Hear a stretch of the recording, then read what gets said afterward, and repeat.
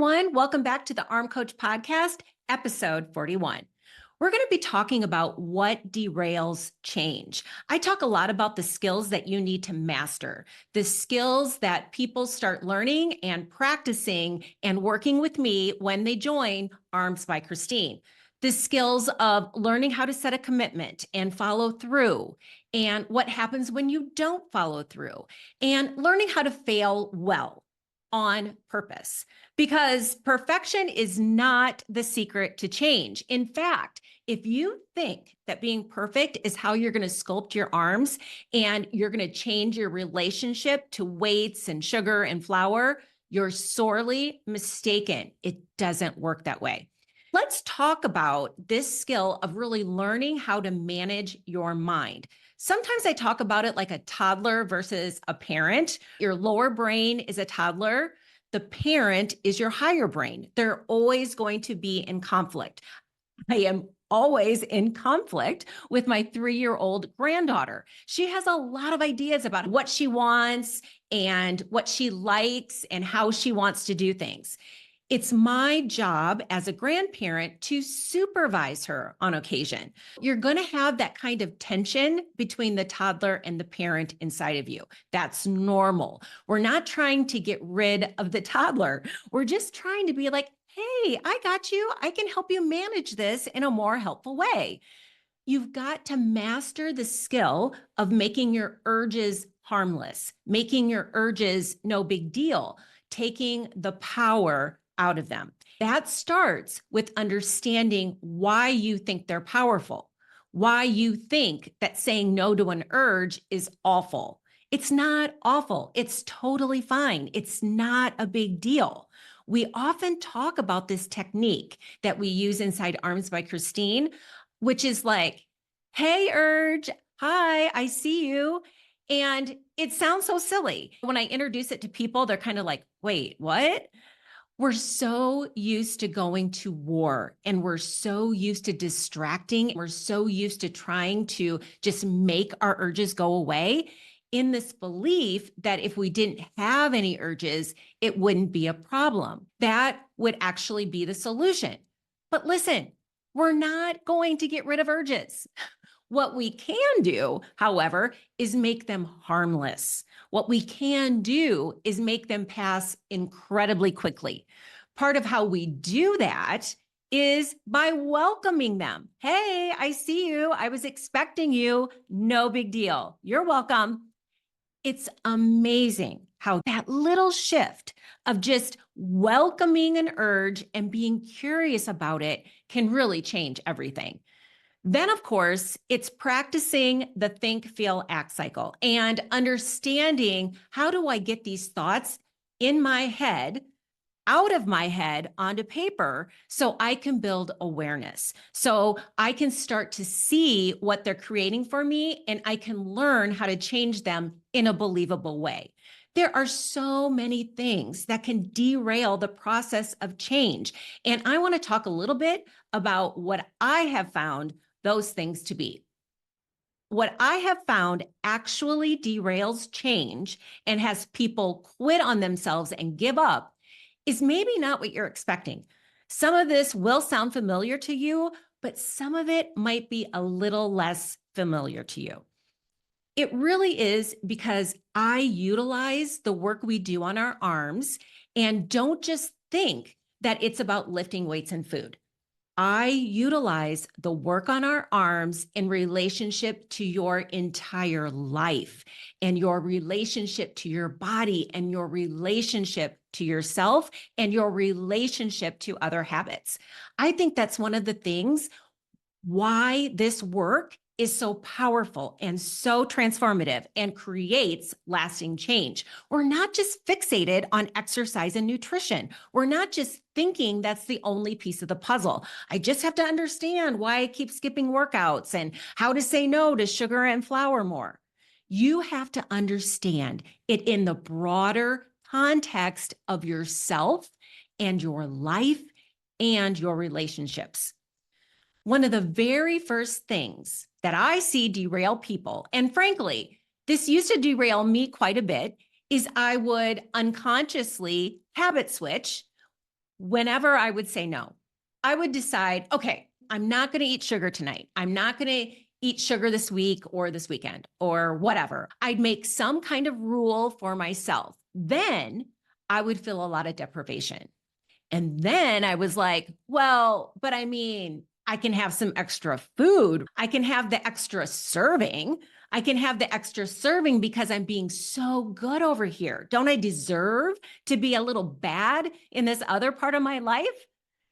Habit switching is very, very common. It is very common because when you understand how a habit works inside of you, when you understand that it's connected to how you're feeling, just because you said no to sugar doesn't mean that all those feelings that you may have been reaching for sugar to deal with just magically disappear. If you've been using cookies or you've been walking into the pantry and grabbing snacks because you're feeling stressed or because you want to signal that you're done for the day or you don't want to think anymore, if you've been using sugar because you feel bored, if you've been using it because it just feels more comfortable in social situations when you have a glass of wine in your hand, what you start to understand is, oh, just because I said no to sugar, those emotions didn't go away.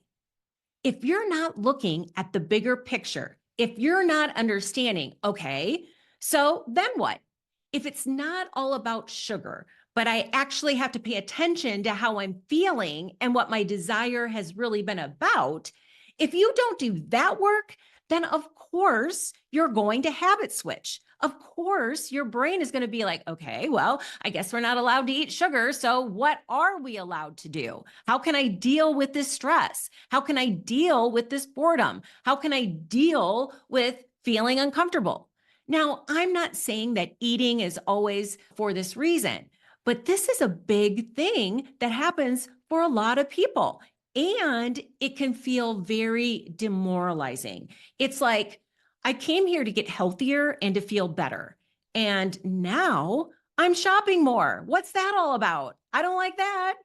Or I came here because I wanted to lift weights after work. I wanted to enjoy my workouts more instead of just zoning out on the couch in front of Netflix with a plate of Oreos.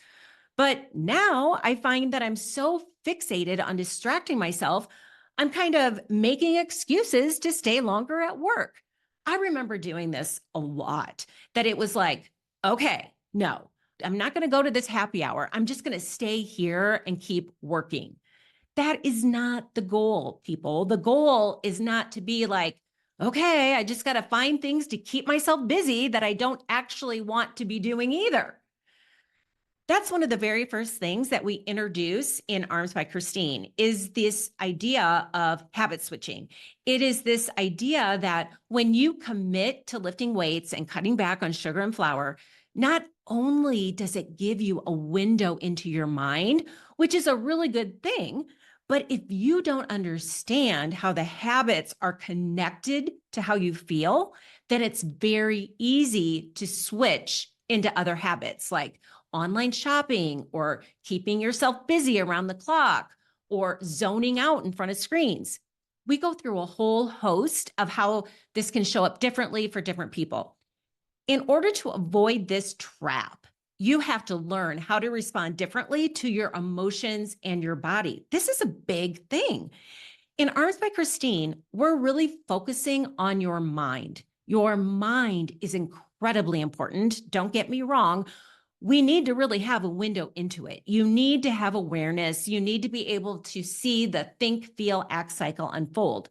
But if you think that you're going to change your workout and eating habits only from the place of your mind, you are wrong. You cannot ignore your body, especially for all of you out there who are like, listen, I don't want to stop eating sugar forever. I just want to eat more consciously. I just want to be able to control myself. If you think that you're going to be able to do that and ignore your body, you are very wrong. That first thing that we are introducing in Arms by Christine, that first thing we see as the biggest inflection point where people can get off track is if they aren't not only understanding habit switching, but if they're just purely trying to do this work from the place of their mind and the place of their thoughts and ignoring, you know what? We feel our emotions in our body. Our body actually has quite a bit of information to give us about what feels good when it comes to food and exercise and what does not. When your body has had enough, that's a huge question just in and of itself. For all of you out there right now, you can ask yourself, okay, so this second serving, is it my mind that wants it or my body? Most people don't even really think in that way. But once you start thinking like, oh, is it my mind desiring it or is my body desiring it? It really starts to shift things for you. The next thing that derails people, stress and overwhelm. This is why so many people, I always laugh, but so many people are like, Christine, it's just not the right time. It's not the right time for me to join Arms by Christine. I got too much going on. Or what will happen a lot is people will sign up and they'll be like on day 3 and they'll write into our customer support team. And it's like, oh my goodness, this thing happened at my kid's school. This thing happened to my partner. My elderly parent is in the hospital. We just found out that we have to move to a new city. It's so fascinating because they'll write in and they'll be like, this was not the right time. I made a bad decision to sign up. And I'm always like, no, this is the perfect time. Because if you think that you are just going to be successful when everything's going right in your life, guess what's going to happen? You're never going to learn how to be successful when the crap hits the fan. You're never going to learn how to be successful and how to say no to your urges when you have a lot of stress and overwhelm. When you have a lot of stress and overwhelm, that is the time for you to double down because that's when you're really learning how to do this work. Not when everything is perfect and everything's going according to plan and everything is lovely. I mean, that's what we think. That's when we think is the time to change a habit. We've just got to wait until my calendar clears. No, you have to do this work in the midst of real life. And you know what? Real life means that you're going to deal with stress and overwhelm. We cannot delete it. We can't delete it, but we can teach you a new way to manage it. We can teach you how to manage it, especially if you've been dealing with stress and overwhelm by just being on this path of, I got to do. Then you're exhausted at the end of the day. And it's like, okay, where's my reward? Today was terrible. You can start to learn a new way to manage it. But that idea that stress and overwhelm is somehow a problem, no, it's really your practice. It's your practice of learning how to show up differently for those two emotions that so often derail people. It's like, everything was going so well. And then I lost my job. Everything was going so well. And then I got this message from my kid at college and it just threw me for a loop.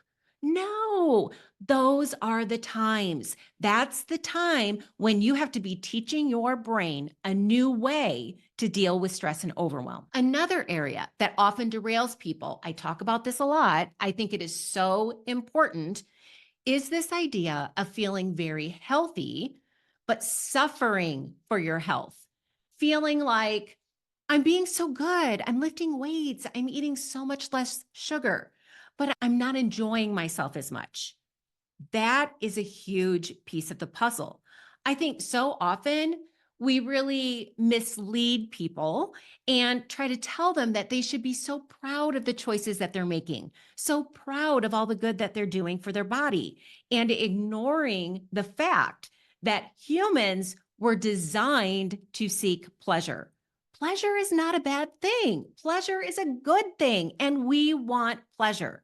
There is a part of your brain called your lower brain that's just like a whole part of its mission is to find pleasure. If you feel like when you are saying no to screen time or sugar, you will have less pleasure, that is a problem. That problem cannot be solved by saying, yeah, but I'm so healthy and I'm being so good. Look at this streak I have. Look at all these gold stars. That's what I thought for the longest time.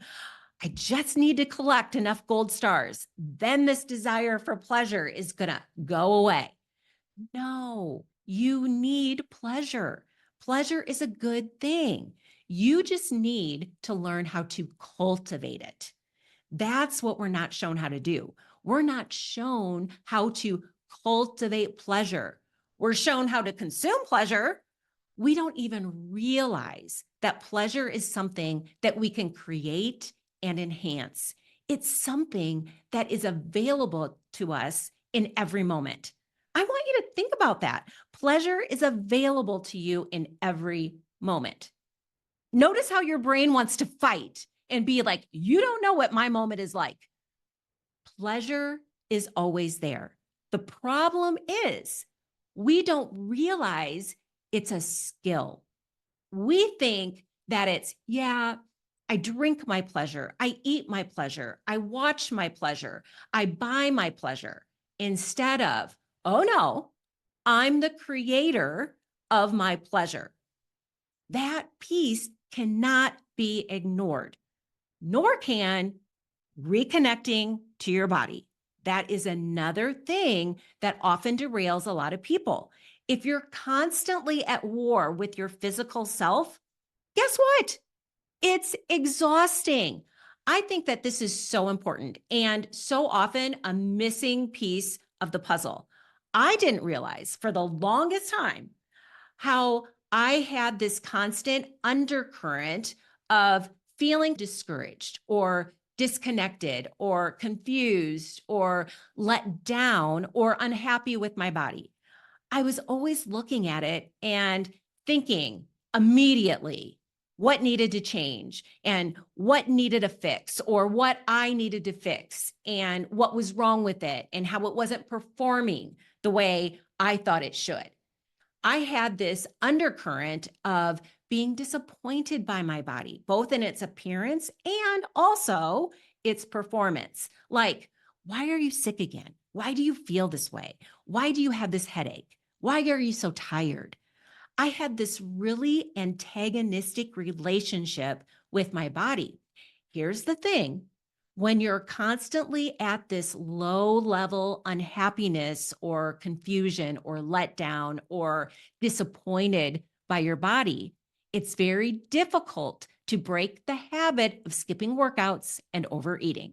Now, many people will be like, I don't even understand. How is this connected? But remember, we cannot just change habits from the source of your mind.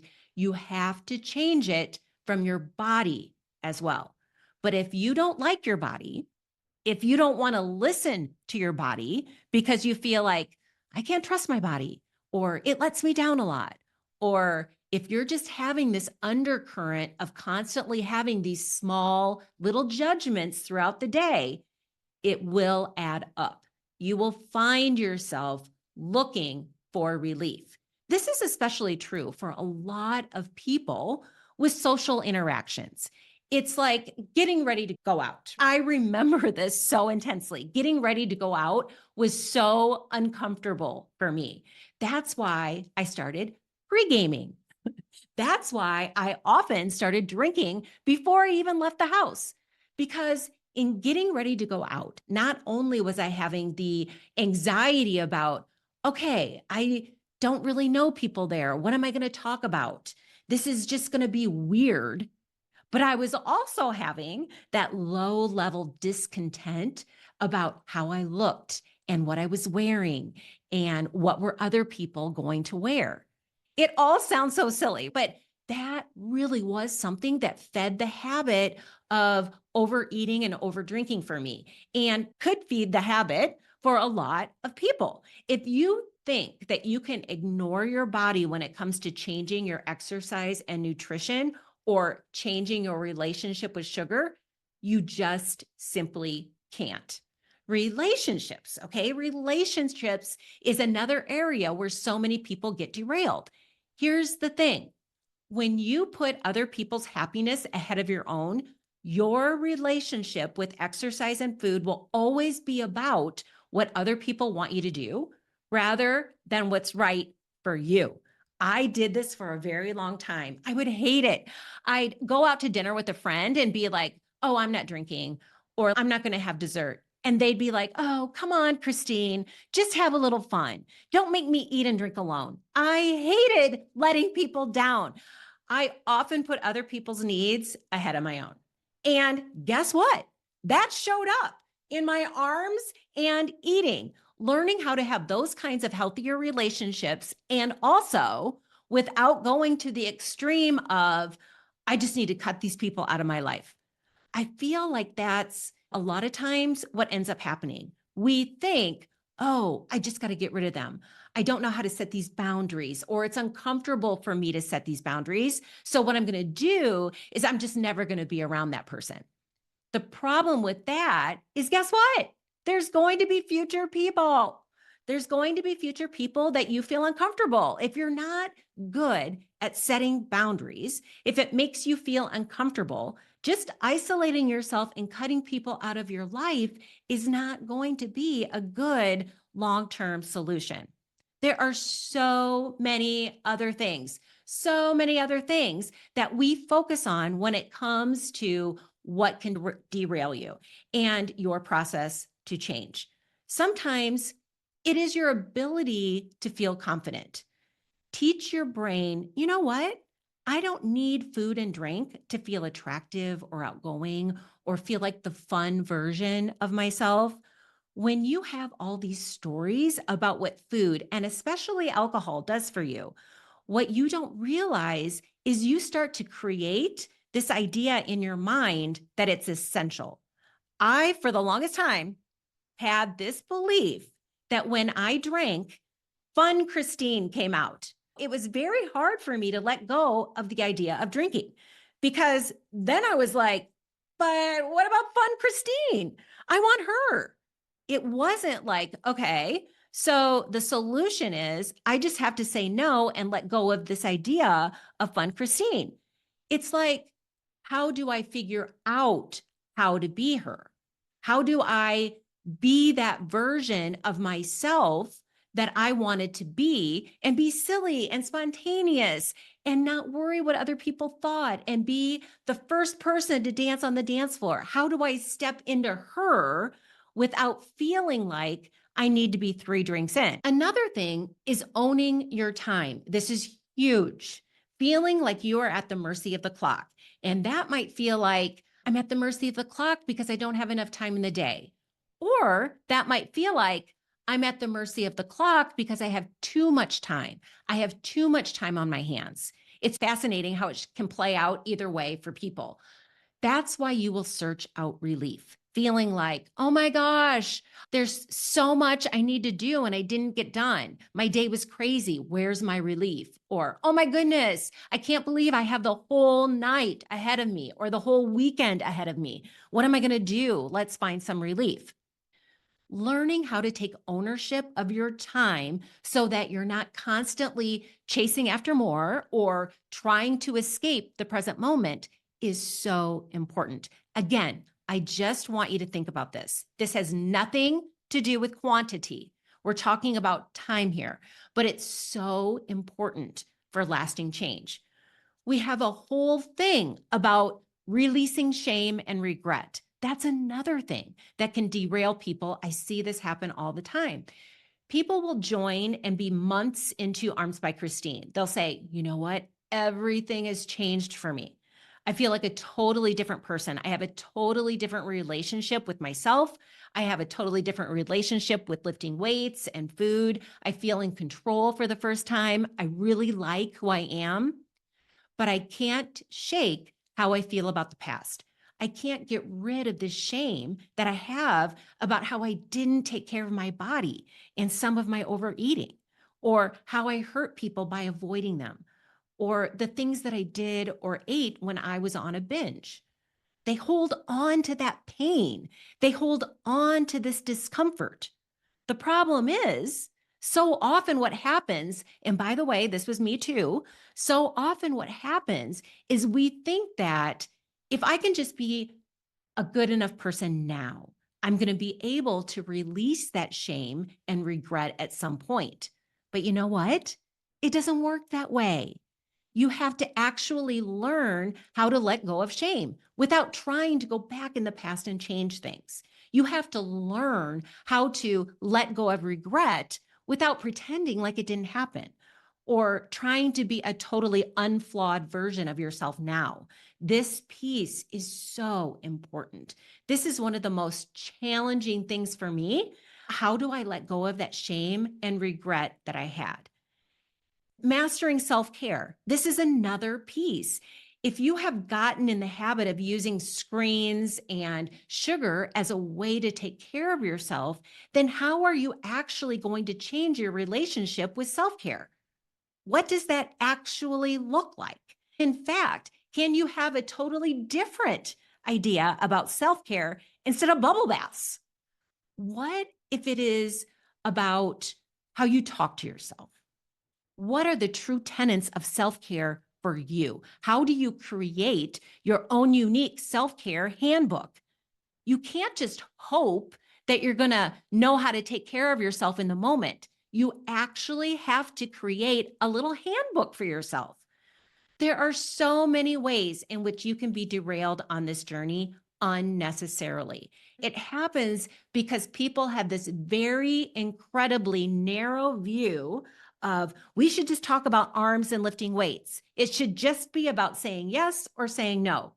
When in fact, we need to look at the entire picture of your life. We need to look at your relationship with yourself and other people and time and your body. We need to understand your relationship with your emotions. We need to look at all of it. We need to understand how you're feeling about the past, the goals that you're setting for the future, the ways in which you take care of yourself, the ways in which you make yourself feel confident and amazing, the ways in which you're building pleasure into your life. All of that goes into lasting change. A lot of times, people will look at these lessons and they'll be surprised because they think, whoa, what does this have to do with sculpting arms? That's the point. We have such a narrow view. That narrow view is what is actually making it so you're not having lasting change because you're so fixated on just the arms. And did I say yes or did I say no? What was the quantity and how much? I want you to see that change at the deepest level has to take everything in your life into consideration.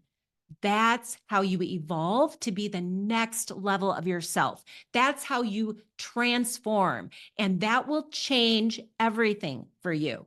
You don't need to be derailed on the process of change. You just need to start understanding that the process of change takes in everything in your life.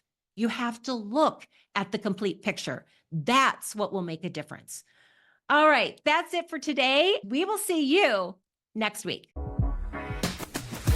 Hey, before you go, if this episode or any of the other episodes on this podcast have helped you in any way, please leave a 5-star rating and review.